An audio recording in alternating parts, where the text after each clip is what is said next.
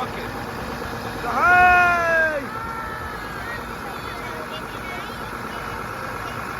आयो पाइन्जाज आयो केटी बाको पाइन्जाज आयो नयाँ वर्ष 2082 हामी हर्षोल्लास साथ मनाउँदैछौँ हाम्रो टिम यतिखेर निर्मी ड्याममा छ है निर्मी ड्याममा हामी चाहिने नयाँ वर्ष मनाउने अभियान अन्तर्गत यहाँ आइरहेछौँ हामी करिब 35 जना साथीहरू यो अभियानमा छौँ